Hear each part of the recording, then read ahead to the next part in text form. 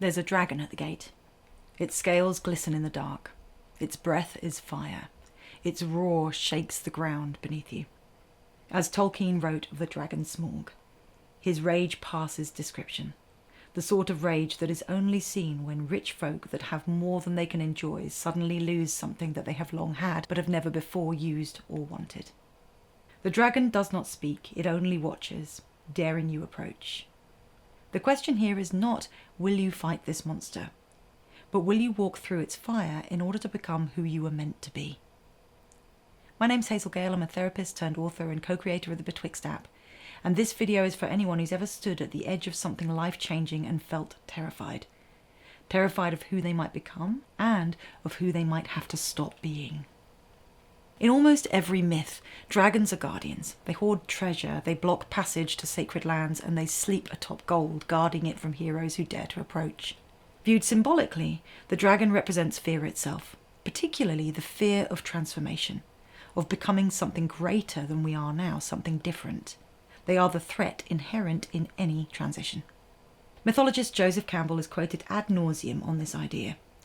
The cave you fear to enter holds the treasure you seek. It's the dragon that waits at the entrance. In myth, dragons mark turning points. In Norse mythology, Fafnir mutates into a cold-hearted dragon to guard his cursed gold. In Greek mythology, Ladon coils around the golden apples of the Hesperides, the fruits of immortality. In Christian mythology, St. George slays the dragon to save the city of Selene from its poisonous wrath, after which a spring flows from the site of the beast's death, yielding water that cures all disease. In The Lord of the Rings, the Balrog drags Gandalf the Grey down into the fires beneath the bridge of Khazad-dûm so that he can be reborn as Gandalf the White. In each case, the dragon appears at the border between the known and the unknown, conscious and unconscious, mortal and transcendent, and it foretells great change. Carl Jung compared the dragon to Mercurius, who, quote, stands at the beginning and the end of the work in alchemy. He is the prima materia, the caput corvi, the nigredo. As dragon he devours himself, and as dragon he dies to rise again as the lapis. He is metallic yet liquid, matter yet spirit, cold yet fiery, poison and yet healing draught, a symbol uniting all opposites. And indeed, the dragon is at home in all four elements, in the sky, the water, on the earth, and with the fire it breathes. In alchemical symbolism, fire represents transformation, the burning away of impurities to reveal true gold. Facing your dragon, then, is not about external battle, but internal alchemy. Burning away illusions about who you are, releasing attachments to comfort, approval, or outdated identities, allowing a false self to die so that the true self can be born. Big stuff, the biggest really. The dragon is everywhere and everything, and our fear of it is present in every change. You cannot step into your next self without meeting it. Now, it's really easy to romanticize transformation until we're in the midst of it. Real change always comes at a cost. And if a positive change has not just made itself, then that means the price is higher than feels comfortable. The end of a relationship, the loss of an identity we once clung to, a confrontation with grief, anger, or truth long suppressed. At the gates of change, then, the dragon demands payment not in gold, but in letting go of who we thought we needed to be in order to survive. Death, that's the price. Like Mercurius, we must devour ourselves in order to rise again. It's the ultimate test. So what do we do when we meet the dragon in real life? Well, in real life, the dragon is fear. This means we can't slay it like good old St. George. Believe me, I've tried. You can't fight fear and win. But you can listen to it. When the dragon breathes its fiery message, it's testing us, challenging us to weigh up what actually, truly matters. And it's showing us where and how change can be made. As living beings, we're wired for safety. And since novelty and difference by definition involve the unknown, we will automatically feel afraid of the prospect of change, no matter how beneficial that change may prove to be. So when the dragon appears, it draws our attention to the possibility of change as if laying down the gauntlet. Does this matter enough? Is this where you transform? And most importantly, are you brave enough to want what you want, even if it changes everything? Perhaps the most terrifying thing about the dragon's message is that it is an unquestionable, yet unsoftened and unadorned permission from within. The dragon won't mollycoddle. It won't trick you into change, and it's not here to guide you through it either. It's here to say, this is the threshold, if you're brave enough to cross. But as dispassionate as that may sound, the dragon is of course on our side, yes? Of all the monsters we're discussing in this series, in story, the dragon is the one that's most likely to become an ally.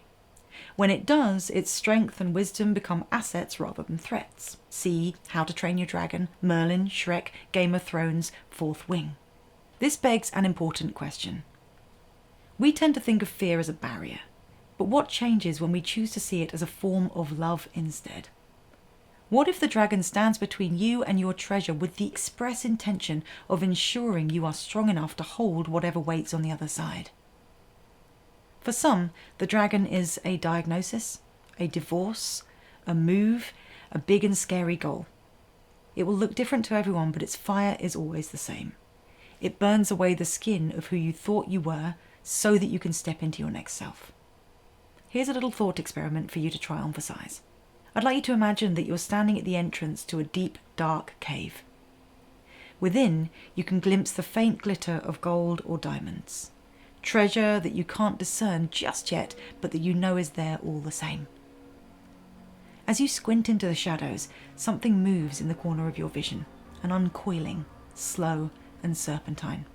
The dragon's huge head lifts into the light, black scales glimmering incandescent, flame flickering from its nostrils, and fixes you with an ancient, all-seeing gaze.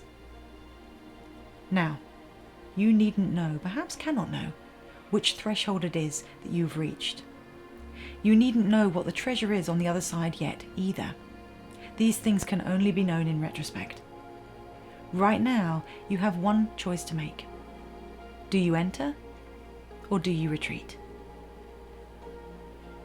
If you choose to move forward, if you choose this because you never have to, I'd like you to imagine taking step after step into the cave. The dragon watching as you go. Perhaps your throat is dry, maybe your stomach tightens. The closer you get, the louder your pulse. But still, the only way forward is through the heat. As you pass through the dragon's flames, you get the sense that a layer of self is being burned away. You don't feel physical pain, just a bone-deep knowing that something is being shed, something you were once too afraid to let go of, but that had to go in order for you to move on, to change, to transform into something new. Then, darkness. Your eyes strain to adjust. The cave feels cool, the damp air soothing against your skin. You can't see the treasure just yet. You can't touch it either, but you will.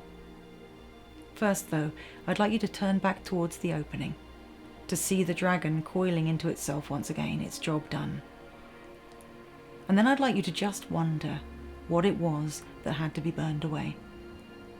Do you have a sense of it? An idea of what you had to let go of? A belief, a tie or attachment, a fear, a plan, a promise, a perceived limitation, a pattern of thought or behaviour? Perhaps it was simply a version of self. What was it that the dragon stripped away?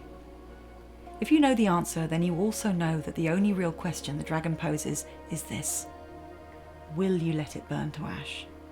Or perhaps even more simply, when?